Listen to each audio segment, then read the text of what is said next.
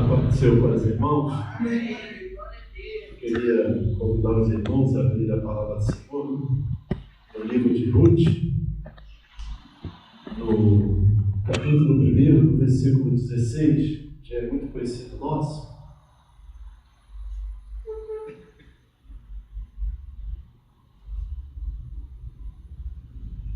Amém? Livro de Ruth, capítulo 1, versículo 16. Podemos ler? Diz assim: disse, porém, Ruth: não me insiste para que te deixe e me afaste de ti, porque onde quer que tu fores, irei eu, e onde quer que pousar a noite, ali pousarei eu. O teu povo é o meu povo, o teu Deus é o meu Deus. Louvado seja o nome do Senhor. Os irmãos podem se sentar. O livro a qual nós lemos, para alguns historiadores, vai dizer que ele não é muito aceito, porque vai contar a história de Ruth. E alguns historiadores, eles vão dizer que Ruth era uma mulher extremamente bela. Por isso que Boaz, ele se apaixonou por ela. Mas eu entendo que a verdadeira beleza, ela não está na postura física. A verdadeira beleza não está na postura física. Aonde está a verdadeira beleza? A verdadeira beleza, ela está nos nossos atos. Louvado seja o nome do Senhor. Então Ruth, ela chamou a atenção de Boaz pelo testemunho dela, pelo caráter dela. E isso é uma coisa que nós, como servos do Senhor, devemos priorizar, né? É o caráter do homem. Eu lembro que uma certa vez eu estava pregando lá na nossa matriz, no campo de Duque de Caxias, e eu estava pregando sobre santidade de Deus. Que a santidade de Deus, ela é diferente da santidade dos homens. A santidade dos homens está relacionada à separação, né? Quando a gente se separa. Mas a santidade de Deus está relacionada ao caráter dele, ao que ele é no interior. E Ruth, ela era uma mulher assim, uma mulher com um caráter maravilhoso. Aleluia! E nós vamos observar que houve uma grande fome em Jerusalém.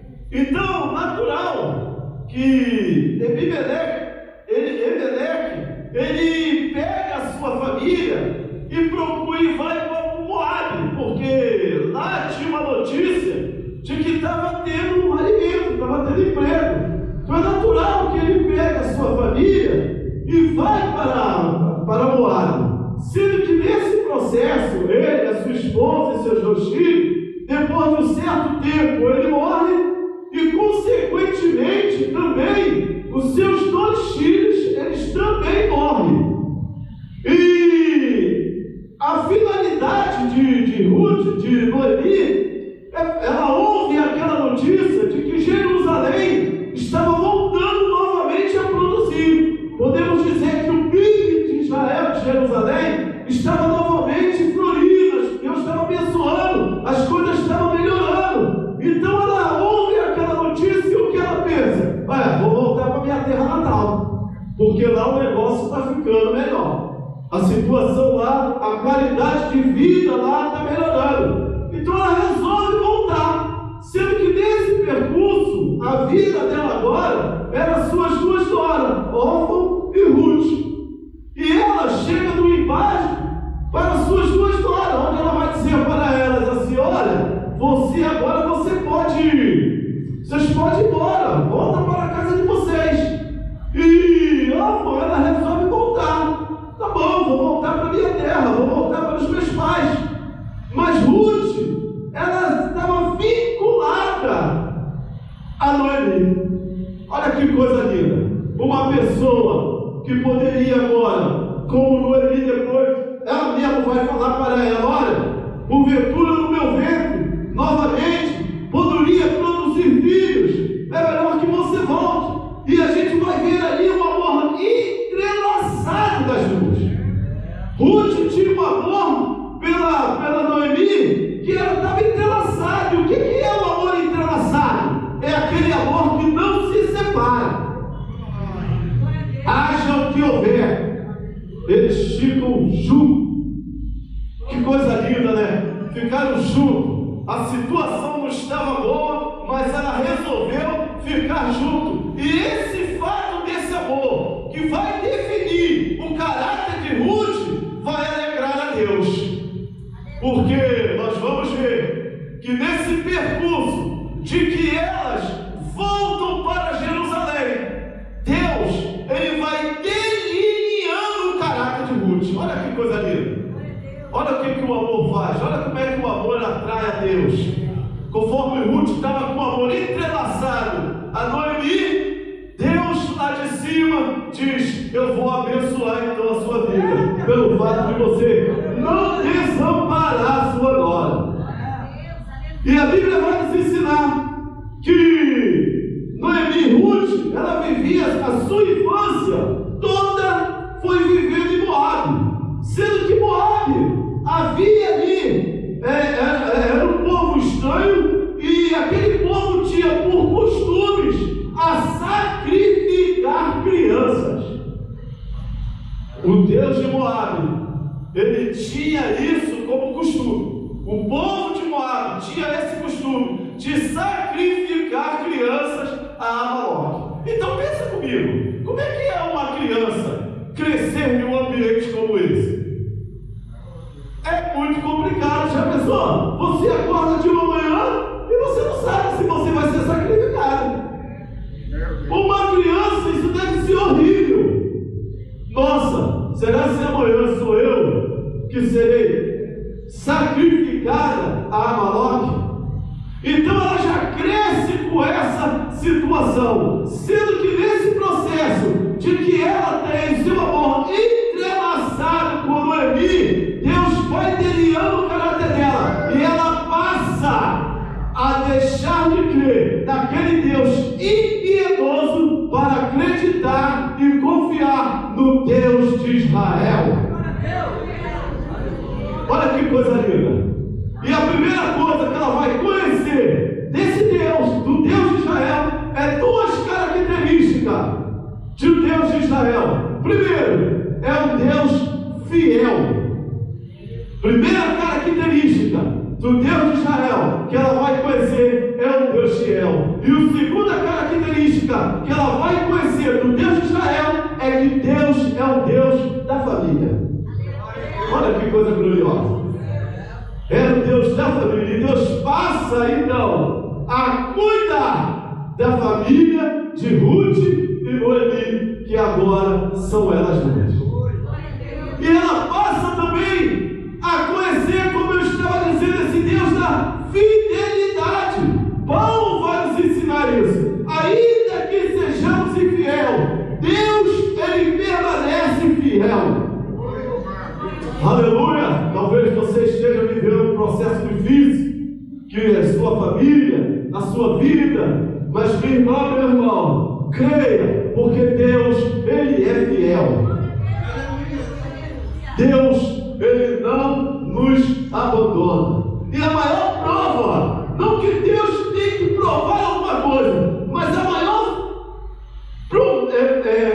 promessa de fidelidade de Deus, eu vejo em Josafá.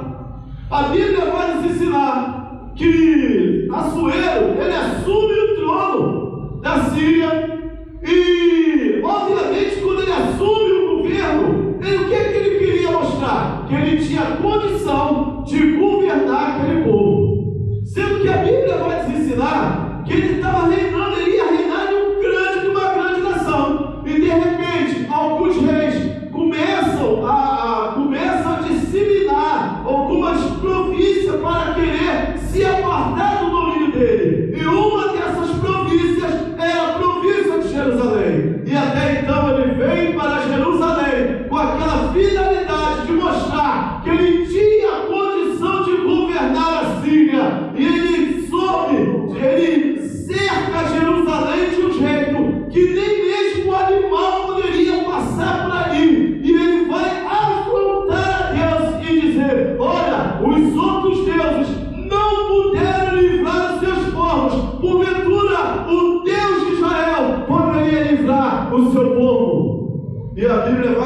ensinar que Josafá, então, ele pega aquela carta e apresenta diante do Senhor. Louvado seja o nome do Senhor. E o que a Bíblia vai nos ensinar? Que naquele mesmo dia, 180 mil soldados de Assuero, eles caem por terra. Por quê?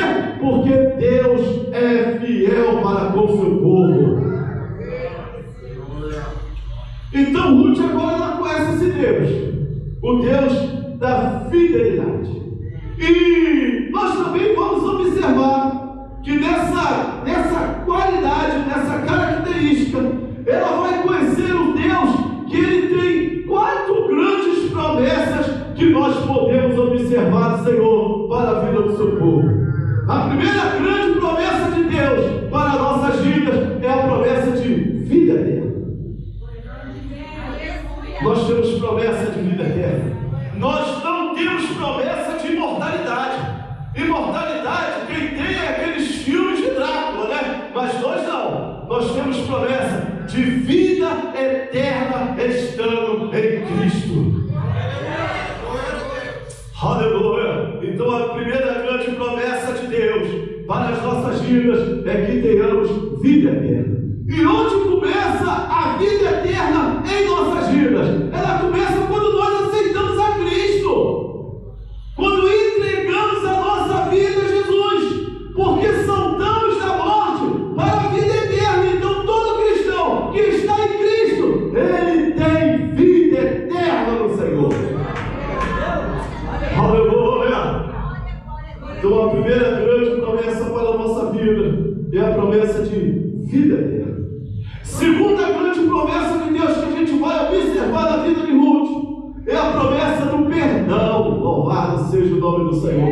Eu acho que isso aqui é um grande complexo da humanidade. É o perdão.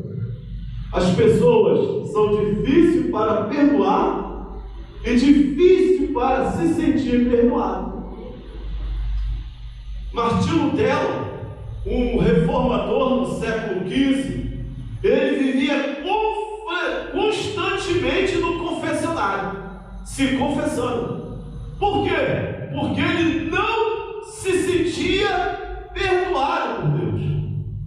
E a Bíblia vai nos ensinar que uma vez que nós fomos perdoados pelo Senhor, nós devemos nos sentirmos perdoados e abraçarmos o perdão de Deus em nossa vida.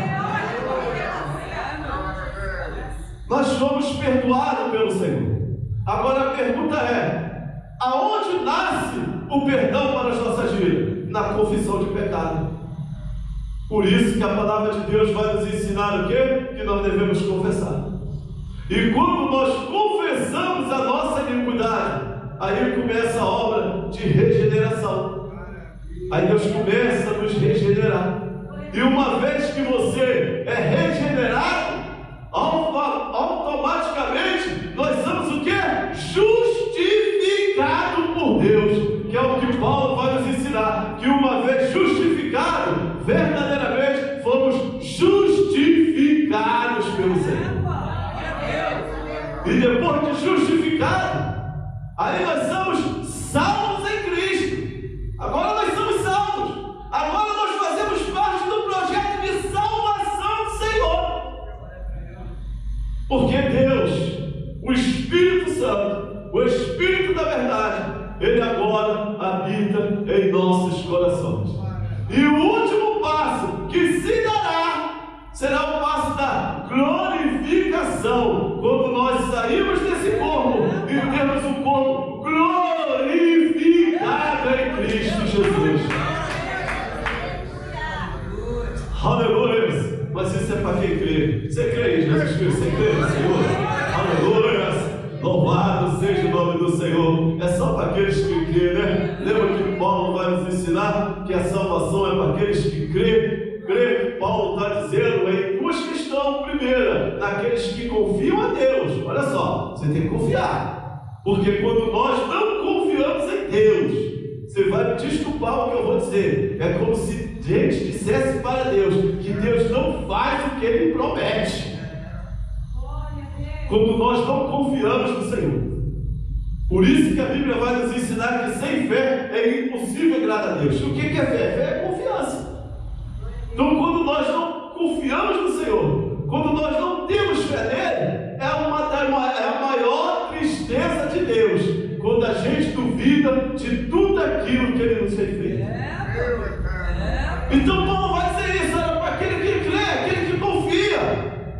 E crer também ali que Paulo está se referindo, ele está se referindo à obediência. Porque agora que você crê, agora que você confia, então obedeça a palavra de Deus. Há essa necessidade. Terceira característica que nós vamos observar é a salvação. Terceiro, para a gente andar mais rápido. Terceira, a salvação. Quarta, a justificação. A justiça de Deus. Agora, a pergunta que nós devemos fazer em relação a essa vida de Ruth é que a gente vai observar que elas estão vivendo uma vida difícil, complicada. Não é fácil. Até Ruth ter um encontro com Boaz vai levar aproximadamente 10 anos. 10 anos na prova. Às vezes tem pessoas que levam 10 dias, né? Já quer desistir. 10 semanas, já quer parar. Já não quero mais. Isso não é mais vida para mim. Alguns historiadores vão dizer que esse período levou aproximadamente 10 anos Ruth na prova. Agora, a pergunta que nós devemos nos fazermos é como é que nós vamos nos comportar no momento da aflição, porque ela vai vir. Me desculpa, meu irmão. As aflições da vida, ela vem para todo mundo.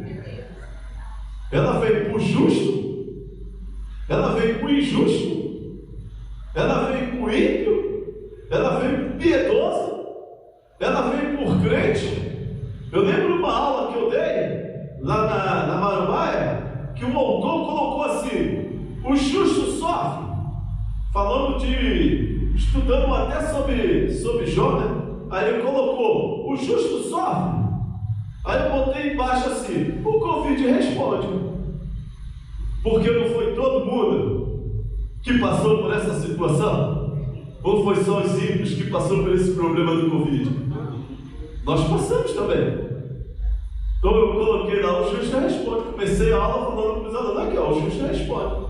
Que todos nós passamos por essa situação. Aí eu dizia para ele: mas 4 coisas que nós devemos aprender com o Covid. Primeira coisa que nós devemos aprender é que nada foge do controle de Deus.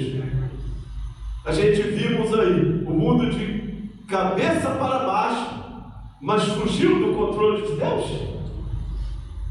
Nada foge do controle do Senhor. Segunda coisa que nós deveríamos observar no Covid, ensinando a eles, é que também os grandes também caem. Viu nação como a Alemanha virou um deserto? Estados Unidos, superpotência, virou um deserto. Grã-Bretanha, Inglaterra, todas as maiores economias do mundo sofreram o impacto do Covid. Irmãos, a gente vimos na história da Bíblia grandes impérios caindo.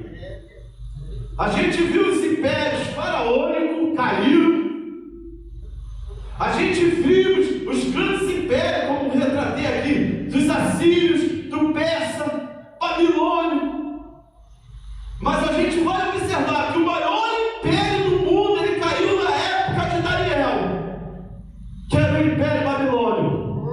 Mas o que aconteceu com Daniel? Ele ficou firme. Louvado seja o nome do Senhor. E os 2 grandes impérios caíram, mas Daniel ficou firme. Por quê?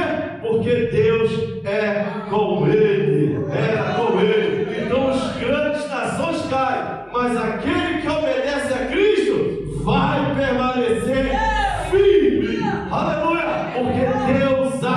sustentá-lo. Então a gente vai observar isso aqui na vida de Ruth. Ela passando por esse processo. Mas qual foi o caminho que nós devemos prosseguir no momento de aflição? Primeiro, no momento de aflição, nós devemos entrar pelo caminho de oração. Está passando por um processo difícil, meu irmão? Está passando por um processo complicado, mas coloca no seu coração: eu vou entrar pelo caminho da oração. Eu estava lendo uma vez sobre a vida de George Street, um dos maiores pregadores do século XVIII. Ele teve 50.000 orações respondidas. Você sabe o que é isso? 50.000 orações respondidas. E como é que você sabe? Quando ele morre, ele entrar no quarto dele e pegar uma porção de anotações. E todas aquelas anotações que encontraram dentro do seu quarto foram orações que Deus respondeu a ele. Só teve 2 orações dele que Deus não respondeu. Que dele orava por 2 amigos, para que Deus convertesse esses amigos. E a história no livro dele vai contar, na biografia dele, que um desses amigos se converte quando soube que ele tinha morrido. E o outro amigo se converteu no seu velório. Ou seja, então Deus respondeu toda a oração do teu servo. A rainha da Inglaterra, acho que eu já falei isso aqui, mas está dentro do tema. Quando Hitler foi invadir a Alemanha, eu acho isso lindo, vai lá, vai estudar, vai ler só. E ele queria invadir Londres, sendo que a igreja resolveu orar. Vamos orar, não tem condição de nós resistirmos a esse exército. E eles resolveram orar. E quando Hitler foi invadir a Inglaterra, os aviões alemães, quando eles olham de cima para baixo, eles veem Londres em chama e eles voltam para a Alemanha, porque eles achavam que Londres já tinha sido bombardeado e Hitler não invadiu Londres. Por quê? Porque Deus deu o livramento ao seu povo, porque orava.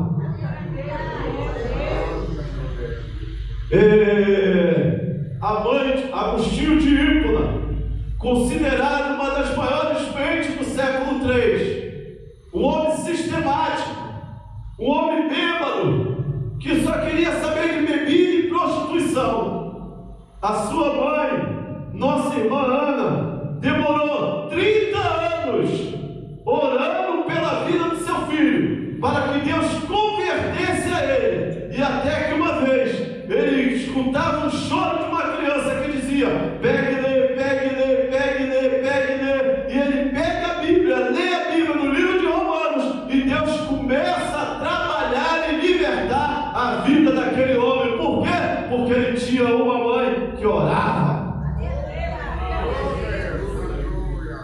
E tanto é que ele é conhecido por muitos como filho do choro. Por quê?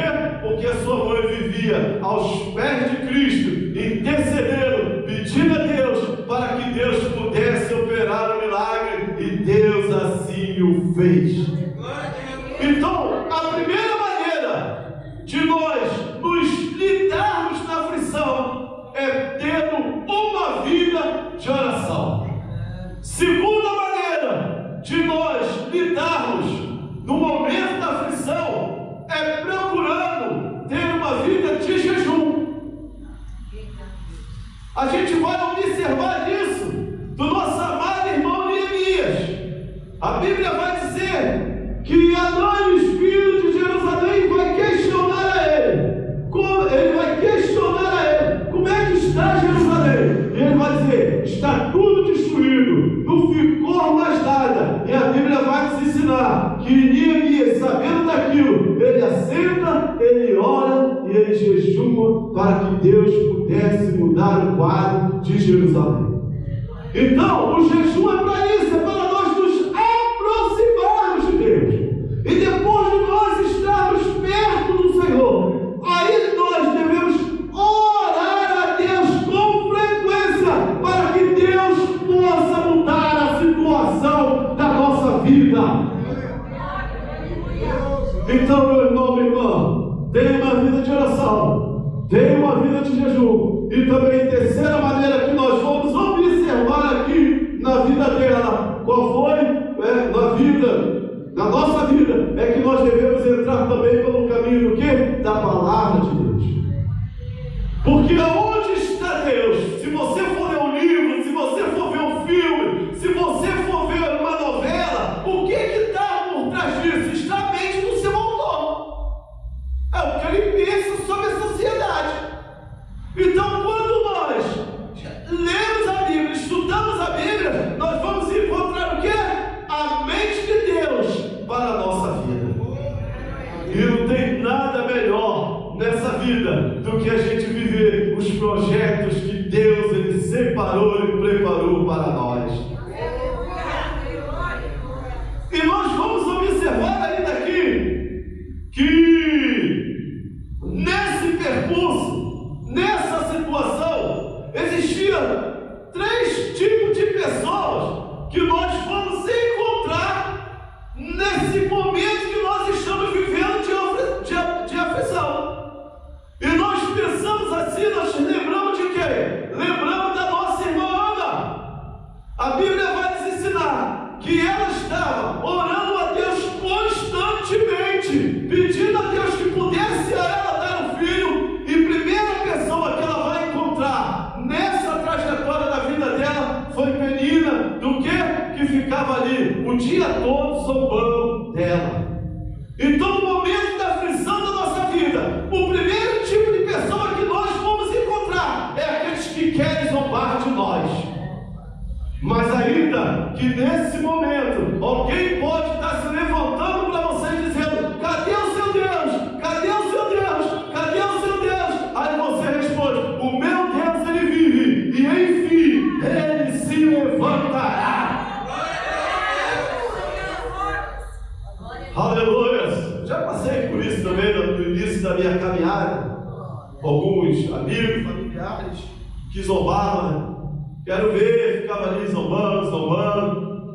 Eu disse: o meu Senhor, eu agora sirvo a Deus e Ele vai me dar vitória. Louvado seja Deus. E tem alguns até que zombavam de mim, hoje são até pastor. Falei: tá vendo como é que Jesus é? Eles ficaram zombando lá na frente. Há 30 anos atrás, olha aí, ó. Olha o que é que Jesus fez. Pegou vocês também, para a glória de Deus. Eu orei, louvado seja Deus. E Deus deu vitória. Então, o primeiro tipo de pessoa que nós vamos encontrar são os zombadores. Mas nós devemos permanecer firmes nas promessas de Deus. Segundo tipo de pessoa que a gente vai encontrar é aquele igual Elcana. Lembra de Elcana? É aqueles indiferentes. Você está passando pelo processo, a situação está complicada, você está precisando de ajuda e ele está ali indiferente. Ana falou para ele: olha, eu estou passando por esse processo, eu não estou gerando filho, é o meu sonho, eu quero isso. Ele: mas eu não sou melhor para você do que 10 filhos. Então a primeira coisa que nós vamos encontrar na nossa vida, no momento da aflição, é os indiferentes. Aqueles que parecem que não estão nem aí para os nossos problemas. Mas nós devemos permanecer firmes no Senhor. Terceiro tipo de pessoa que nós vamos encontrar é aqueles despercebidos. E quem são os despercebidos? Ali. Ela está ali orando na casa do Senhor, só buscando, nos pés do Senhor, buscando de quem realmente possa ajudar. E ele olha para ela, já está lá embriagada, já de manhã cedo embriagada. Então esses são os 3 tipos de pessoas Mas quando nós encontrarmos esse tipo de pessoa, nós devemos fazer como Ana: permanecer em oração ao Senhor.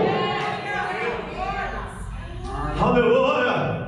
Você pode estar indiferente, você pode estar despercebido, você pode estar me perseguindo, mas eu vou continuar orando ao meu Deus e buscando o meu Senhor, porque eu sei que o meu Redentor vive e ele se levantará.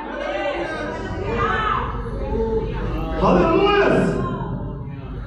E nós, ainda dentro disso, nós vamos aqui encontrarmos, permanecermos com a nossa esperança no Senhor. E o que é? A Bíblia vai nos ensinar no Salmos 40 que bem-aventurados é aqueles que confiam no Senhor.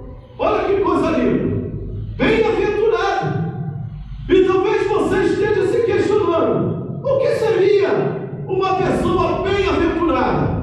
Primeiro, uma pessoa bem-aventurada é aquele que tem a presença de Deus na sua vida. Então, se você tem a presença de Deus na sua vida, meu irmão, se considere um bem-aventurado, porque Deus é contigo.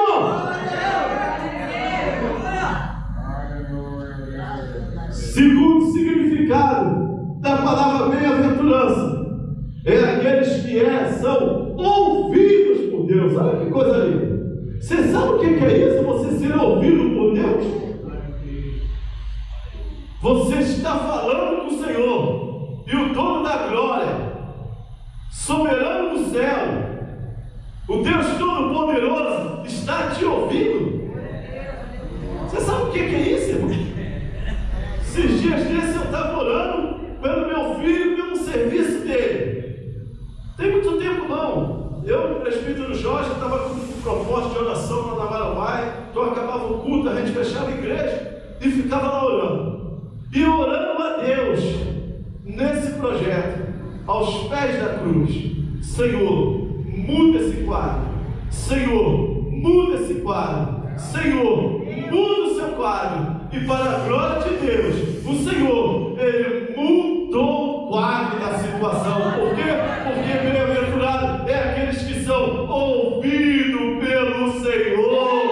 Deus está te ouvindo, meu irmão, minha irmã. Deus vai transformar a sua causa, a sua vida. Deus, Ele está te ouvindo. Aleluia. Terceira bem-aventurança é aquele que tem a presença de Deus na sua vida. Aí é igual uma ilustração. Uma vez o homem virou para o Senhor e falou assim: Senhor, entra comigo no carro.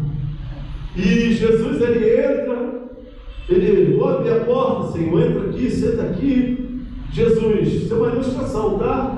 Jesus entra, senta no carro. Ele: Senhor, me acompanha nessa longa estrada. E eles vão ali acompanhando, né? Jesus vai com ele na estrada, naquela viagem. E de repente o carro ele bate. Aí vem aquela aflição no coração dele: nossa, o carro bateu, Senhor. Eu pedi o Senhor para entrar comigo. Jesus, eu entrei. Eu pedi o Senhor para que sentasse do meu lado. Jesus, eu sentei. Eu pedi para você, o Senhor, que o Senhor fosse comigo. Jesus, o Senhor falou: eu vim com você. Mas então por que o carro bateu? Aí Jesus respondeu: você não pediu para eu dirigir o seu carro. Você pediu para mim entrar, sentar aí contigo, mas você não deixou eu dirigir o teu carro. Então tem pessoas assim que quer que Cristo entre na sua casa, entre no seu emprego, fica do seu lado, mas não quer que Jesus direcione a sua vida. Então nós devemos pedir ao Senhor em oração: Senhor, direciona a minha vida e muda essa situação que eu estou vivendo. E mais uma para finalizar. Ainda em Ruth, a gente vai observar nela que ela era uma mulher de fé. E Existem 3 tipos de fé. Paulo vai falar de uma só fé. Essa fé que Paulo está dizendo é a fé salvífica, que eu vou dizer aqui. Existem 3 características da fé. Primeira característica da fé é a fé natural. Você já reparou que tem pessoas que não é crente, mas eles têm fé? Eles têm fé. Mas isso é chamado a fé natural. Pastor Antônio Gilberto chegava a fazer uma bola e dizendo sobre as 3 características, da fé, do espírito e o ministerial. Então a fé natural é aquela fé que é dada a toda a espécie humana.